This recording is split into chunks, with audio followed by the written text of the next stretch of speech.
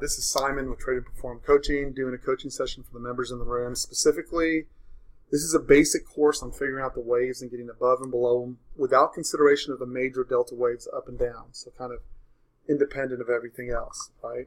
So by the way, on GC, is currently trading 27 from my 25.90 entry, and I will continue to press that trade. Again, I know I took a stop. You have to be able to take your trades in sequence and in order to survive this business, or you get killed, right? Okay, so the current example, which we'll come back to, is the principle is very simple. If we get a series of waves that you can't get above, whether they're up or down, once you get above the last wave in the series that actually completes that close above, you've trapped the last of your sellers. That now acts as a support area, okay, for a push in the other direction. Sometimes it's a quick push. Sometimes it's hours of consolidation without breaking that wave. Two important things to know. If you get a wave like this and it gets above, first of all, it's very common for backside test. Your stop, if you want to make the wave work, technically perfectly, right? If you always put your stop right back here, your win rate would increase dramatically. When you try to hold that trade, and by the way, guys, if you look at GC, again, that's textbook, picture perfect, what it's supposed to look like, right? What it's doing right now. I know the stops are frustrating, but that is the correct trade. I know the zone busted. It should push up from here. And again, my goal is 1430 into the 1440s, somewhere in that area before the end of the day. Okay, so the RR has to be there. If you get underneath this wave, you will usually experience a long liquidation. Okay, so this is one part in a larger strategy, and you have to understand where you think the market is going by being able to read the profile chart or have a general direction up and down in the market, right? It does not work magically, and sometimes you cannot tell which way it's going to go. If you took that, you've covered your stop on GC if you want to get flat for the day. I'm not taking it. I'm staying long the full position on that GC trade. I might regret it.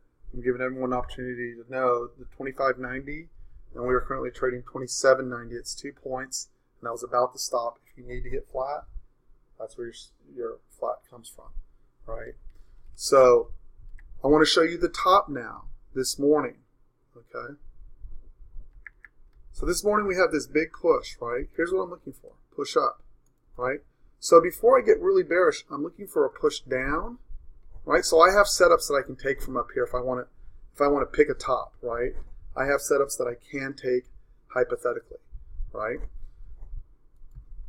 I want to keep up with where my fractal trend lines are. But what I want mostly is a down wave, and I want to get underneath it. Now, this is clearly my first down wave right here. But you will notice I never close underneath it. As a matter of fact, without laying out what the trade is, that's a long for me right there at 1:14 in the morning. If I was up, I'd be long that setup. No question in my mind. Okay. Coming over here, I now get a down wave. I then get an up wave right here. This up wave is important. Why? Because I'm about to close above it. Close above it, right? I'm going to actually call it right here because I need the point of control up. So we close above it. So the first thing I know about that wave, that is the first wave that we got above after a series of down. It is important to me. I'm going to highlight that wave right here. Why?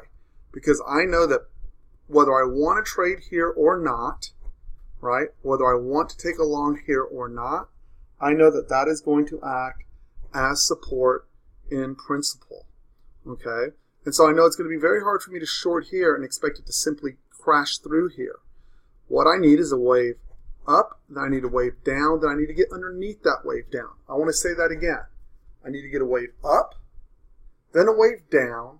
I need to close underneath that wave down, and then I have a good chance of breaking this guy because the cycle, the delta cycle, will be complete. Okay? So, if I'm long for whatever reason, let's say I took this long here, right? And I get this, and I can't figure out that this is going to be short over here, I probably keep my stop right underneath here and I go, this is going to provide me with support. And if anything, I'm looking for longs in the backside, into the backside of this area, because that works over and over and over again. And whether it's for a scalp or for a position trade, obviously where this was positioned and relative to where we were on the chart, I'm not thinking 57.50. We just came off of 55.20. But nonetheless, I'm looking at this and I'm going, hey, this is my support for right now. But if I was looking for a short, right, now I'm going, okay, fine. It came back up. Markets don't roll right over, right? So notice I'm waiting for my stow to get overbought. I've got that over here, right? And now I'm looking for my wave down. Well, here's my first wave down. Clearly there's no close underneath. Here's my next wave down. Clearly no close underneath. Here's my third wave down.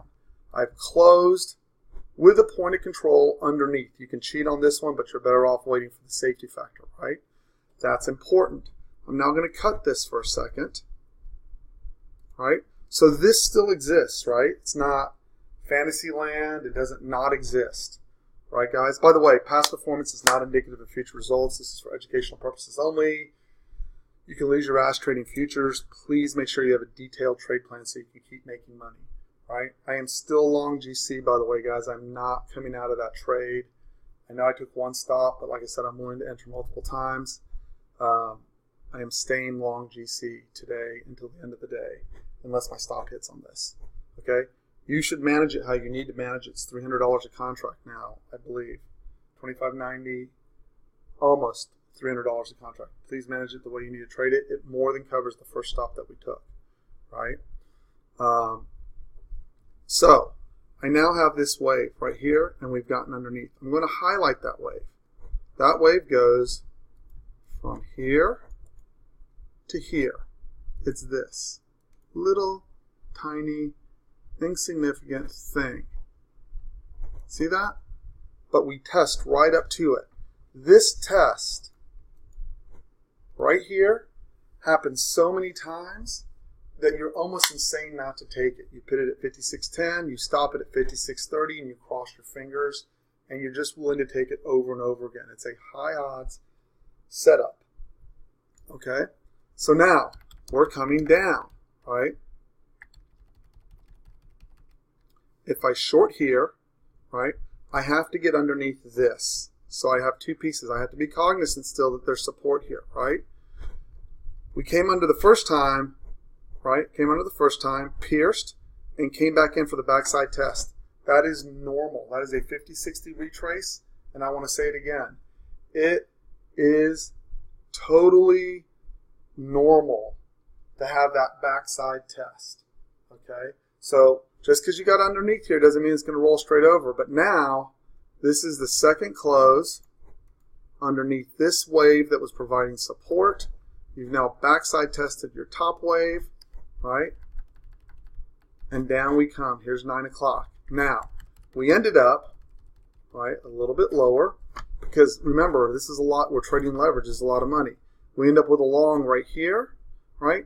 And if you ask what my trading mistake now that I look at it was this morning, we got all the way extended on the MACD and we never got above, we never got the point of control more than one tick above this wave, and we smashed right back into my right back into what was prior resistance. That was probably my mistake this morning. I should have kicked all of that at 55.90. I will put that in my notes and improve that going forward. I did scale as it went up, but I did not scale all of it, and I ended up taking a stop on my balance, right? No problem. Now, watch when we come down here. We're still looking for our trade setups, right? So this right here,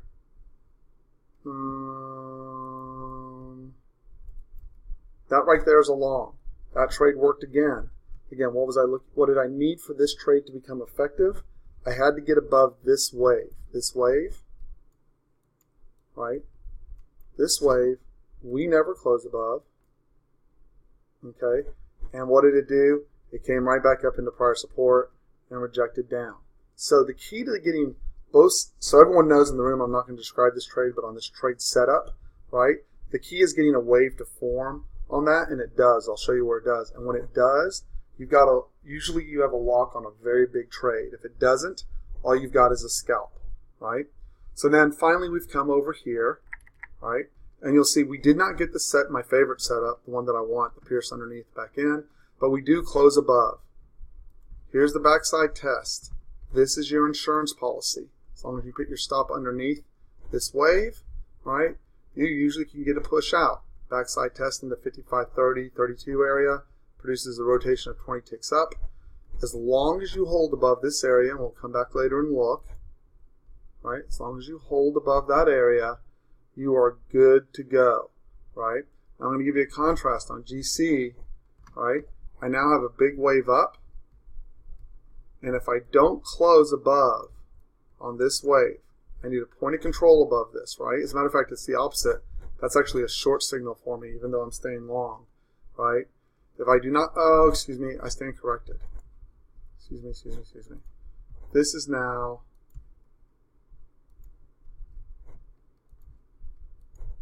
my insurance policy. Same trade. I've closed back into the range. I'm backside testing the bottom of that 1427 again, and I don't want it below 1424, which is why I'm running the trade the way I'm running it, right? This is overextended. MACD is crossing up. I'm probably going to have to wait till this gets overextended, and we may test down into this, but my bet is we're going to hold this area. The only way this trade works to get a big extension is once you're above the wave, you have to tolerate the backside test of the wave in order to get the larger extension. There's no easy way around that trade, and if you have size that you can work, you can scale and add back into the test of the wave. Okay, but it works across almost all products, right? So as we switch back over here, so now I'm going to go back in history, because what you don't want to see is, hey, it worked great now, but what about later, right? So I'm going to go back here, and this is a good example here. This is on 5/31. Let's get out of Friday because I like it to be contiguous. So here, we'll start on Monday and work from there, right? So let's say I come in. It's 7 in the morning, 6 in the morning when I usually come in, right? I'm looking for a trade. So this is usually the earliest, about the earliest on my computer, right? So I know I've had a last wave down, right? And as a matter of fact, that's my entry on a double bottom right there. Again, I'm not going to go through the whole details of the shifts and the algos alerting it, but that's a high odds entry right there, right? Here's my first wave. Here's my second wave. They're equal. Okay, see this? Okay, so this didn't give me my A entry, but it gave me my B entry, which is fractal shift down, fractal shift up, right?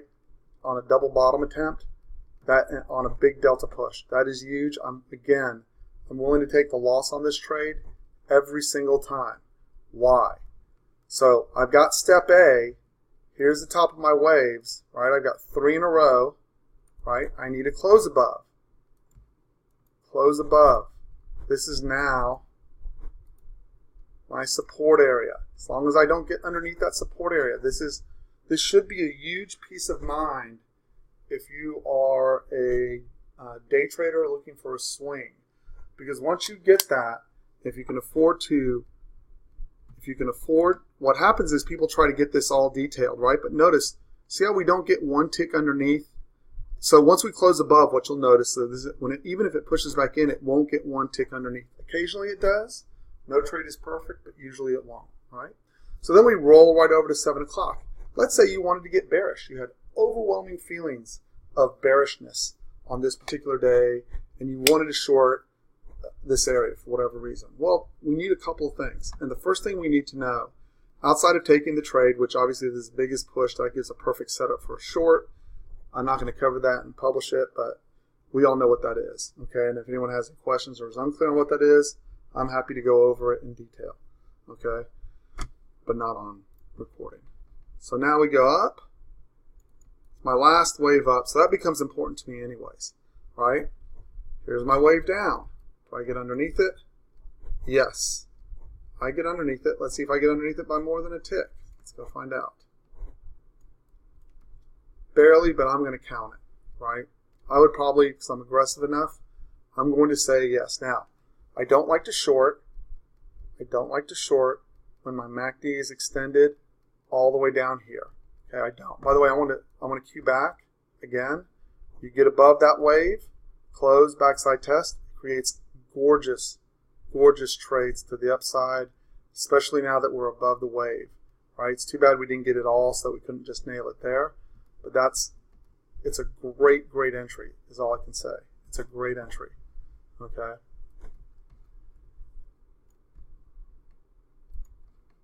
So here we're underneath. This becomes my down wave. I'm going to highlight it. Now, I know two things about that wave. What's the first thing I know? I close above, probably going to rock it up. B, I would like to get my stochastic back to overbought before I short, right? Whether that's on a backside test, right? So there's my stochastic overbought. There's my fractal shift up. I have a way of entering this, right? Still holding the bottom of that wave. And so notice, see how I couldn't get back underneath that wave? It never impulsed. But that's okay because I want to show you something. As we're going through here, see how I now end up with a wave? It reverses, right? I get another push. And what you'll see when it works is you will not get a wave up like this that then closes above, because I want to show you how that works. We're now going to cut, when we get this wave, and we clearly get a close above right here on this bar, right? So I'm going to show you something. I'm going to cut this off. This is the part that requires constant monitoring. We now closed above this wave. This wave flips now and becomes your support once we closed above, okay? And you will notice this is a perfect example. So you go, look, come on, that's such a tiny wave, right? They push back against it. Here, I'm going to widen it out so everyone can see it.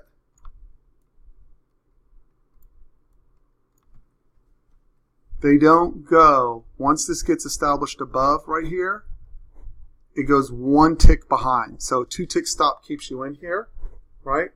Pushes down, and it pushes down on a big delta. There's my favorite entry right there. It just pushes underneath that wave that tried to break. Fractal shift up, off to the races. This is now support, right? We're going to follow through in sequence until what? I get this. Now I need to close underneath. Now that I've had this down and I've closed underneath, so this is like turning the pages of a book, right? It keeps evolving. Right click, cut. This is still support. Usually the first time underneath the wave, you got to get underneath both of these. This is a giant push. Two things happened here. A, you have a spring. You pushed above the prior high, trap back in, right? But if you look at that now, right, here is your wave down. Here's the close. This now becomes from here to here.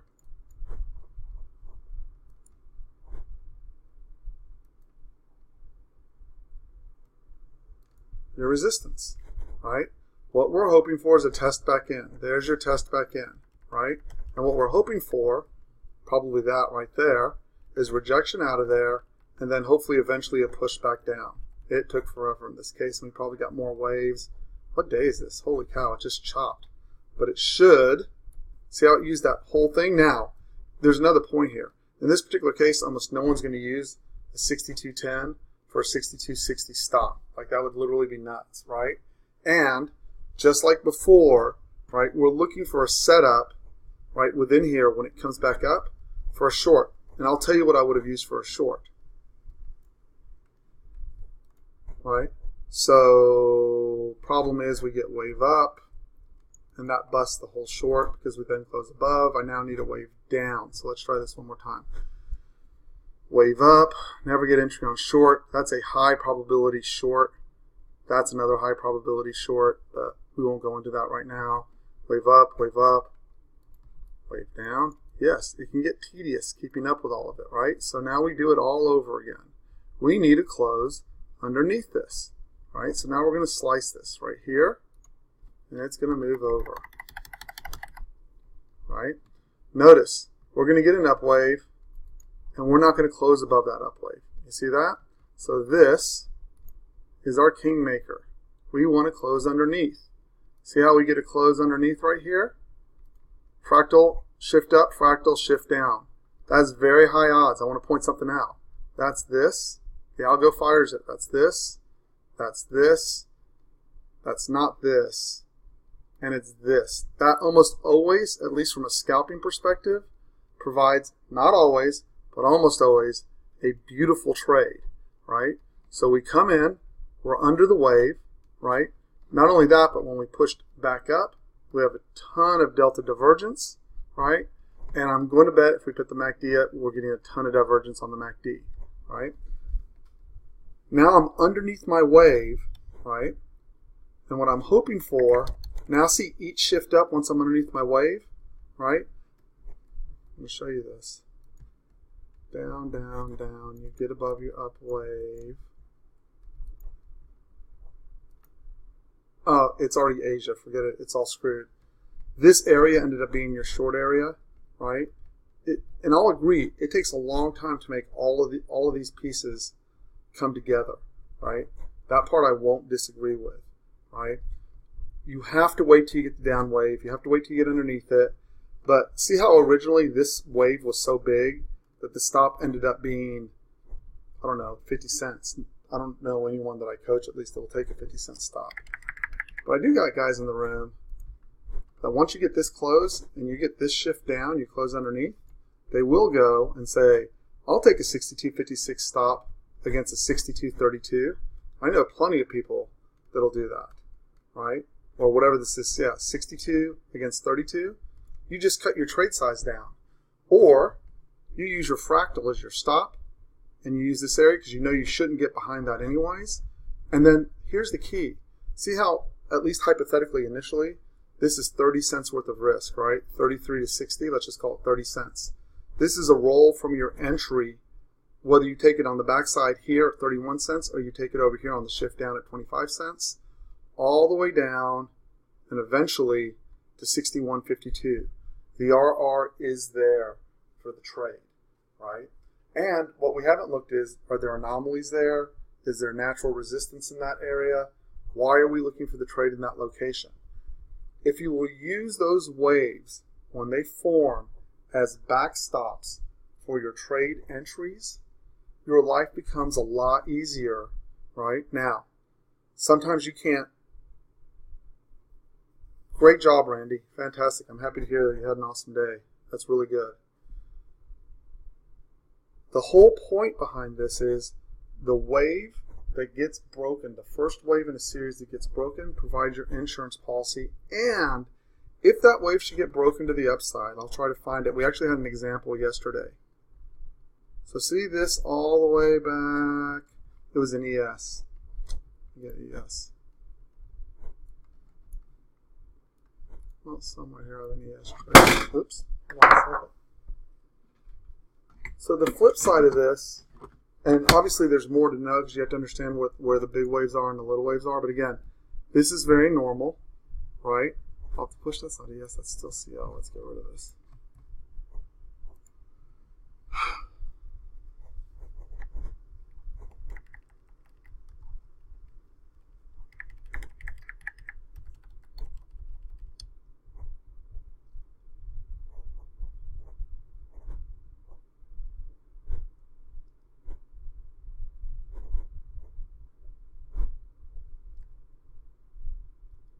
If we come back to the morning of on ES, and Bill in the room nailed this perfectly. A couple people did actually at 96, right? So you'll see we're pushing up, right, coming into the day, and we have the inability to get below a down wave. We just can't, right? We don't get a point of control below a down wave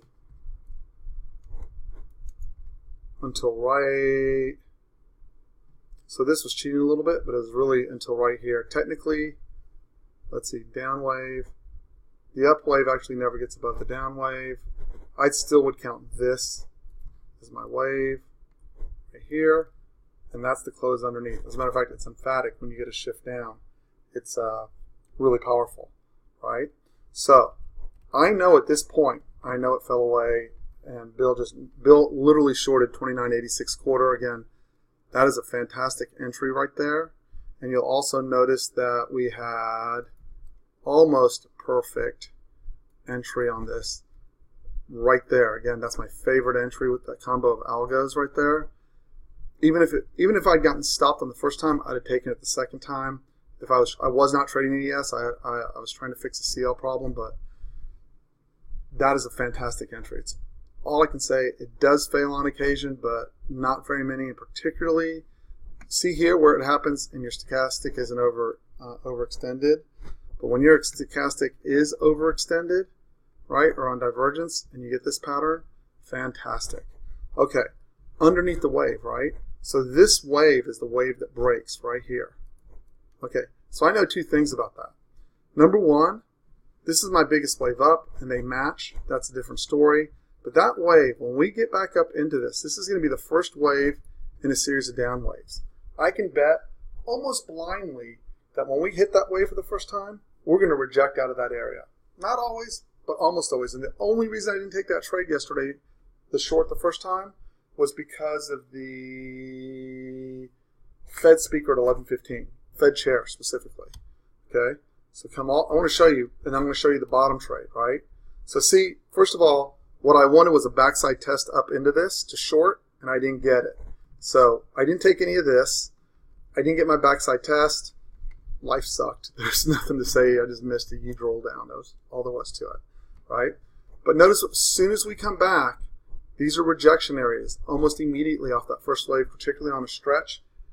I don't want to use the word layup, but it's pretty damn straightforward. Okay? Next. If it gets above that wave, see that? If it closes above, the moment it closes above, everyone who was short in that wave has to come in and cover, and you'll see how that ended up providing support all the way through Asia. Everyone was trapped in there, and then you got that monster wave coming off there at 1301 that pushed it above. That first wave in that sequence is very, very key for the market and the way it's going to let the market roll up and down. All there is to it, right? So, moving forward, I want to show you something else off the low where I missed my second trade, right? So now I am looking for my long off the bottom. I don't get my favorite entry, right? I pointed this out in the room, and I said, I will be long my first backside test of 29.78. I think I had an order sitting at 78.25, and I didn't get it filled. Just did not backside test. That was my insurance policy. That was 78 for 76. I'm willing to take that all day long. And what's the reason why? When you get the first wave after a series of down waves, yes, some of them stop.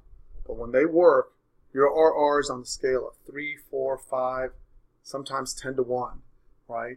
And that is why that was the one piece in the room that has been consistently missing before when you constantly take 2-point scales, 2-point scales, 2-point scales, 2-point scales. And then you close it out, right? Because then your stops are 3 or 4 points. You end up with an inverted RR. So you have to have a way of knowing what is the area that I can lean against to get the trade, right? Sometimes, and I'll show you where the difficulty is and you have to work on it, right? I had the same trade over here on the low yesterday, and I didn't take it. I just sat there and stared at the damn thing, right? But it was right here, and I had 50 cents in it, and I didn't take it because I wanted it to push back into the 50-60, and I couldn't get it there. So you can mis-execute it. That's the wave. That's the closeover. And I was sitting right here with a long order. Instead of scaling it in, I just sat with my whole order right there. I didn't get it. And then you'll notice this was on the close, so very difficult. But again, my favorite entry, it just pierced the low, double bottom. This pattern is so picked up by the computers, you just have to be aware of it. So that's my deal on the waves. My lovely wife is calling me, so I'm going to end it here, and I'll post this as soon as I can post it. I'll get it processed. I hope that helped, and if anyone has any questions, I'll do a follow-up on it. Just email me the questions, and I'll go from there. Have a great day, guys. Thanks for joining.